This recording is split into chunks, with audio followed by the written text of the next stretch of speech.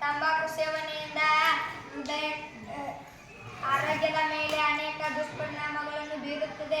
ಇದು ಪಾರ್ಸಿ ಮತ್ತು ಕ್ಯಾನ್ಸರ್, ಹೃದಯಘಾತ ಸಂಬಂಧಿ ಕಾಯಿಲೆಗಳು, ಇತರೆ ಗಂಭೀರ ಕಾಯಿಲೆಗಳಿಗೆ ಇದು ಕಾರಣವಾಗಿದೆ.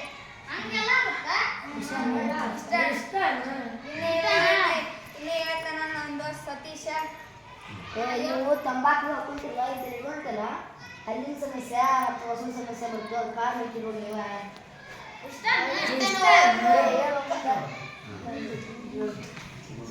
ತಂಬಾಕು ಸೇವನೆ ಅಥವಾ ಸಿಗರೇಟ್ ಸೇದುವುದರಿಂದ ಹೃದಯಾಘಾತ ಮತ್ತು ಪಾರ್ಶ್ವವಾಯು ಮುಂತಾದ ಮಾರಣಾಂತಿಕ ಕಾಯಿಲೆಗಳು ಬರ್ತಾವೆ.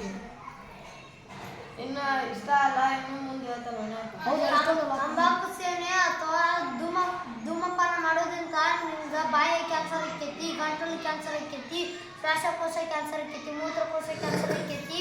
ಅಷ್ಟಲ್ದ ನಿನ್ನ ಕೂದಲು ಉದುರ್ತಾವು, ಮತ್ತು ಕೈ ಬೆರಳಿನಾಗ ರಕ್ತ ಇಲ್ದಂಗೆ ಆಕ್ಕೈತಿ, ಕಣ್ಣಿನಾಗ ನರ ವೀಕ್ ಆದಂಗೆ ಆಕ್ಕವು, ಮತ್ತು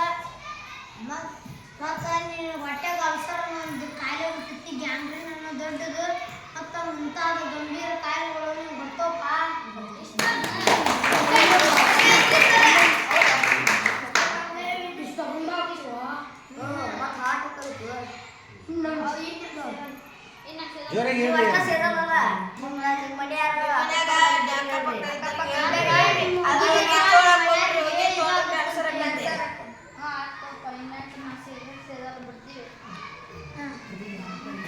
ಪೀಠಿಕೆ ಈ ಒಂದು ಕಿರುನಾಟಕದಿಂದ ನಾವು ತಂಬಾಕು ಸೇವನೆ, ಧೂಮಪಾನ ಸೇವನೆ ಆರೋಗ್ಯಕ್ಕೆ ಹಾನಿಕರ ಎಂದು ತಿಳಿದೆವು. ಮತ್ತು ನಮ್ಮ ಮನೆ ಪರಿಸರ ಹಾಗೂ ಶಾಲಾ ಪರಿಸರವನ್ನು ತಂಬಾಕು ಮುಕ್ತವಾಗಿಸಲು ಪ್ರಯತ್ನ ಮಾಡುವೆವು ಎಂದು ಪ್ರತಿಜ್ಞೆ ಮಾಡುತ್ತೇವೆ.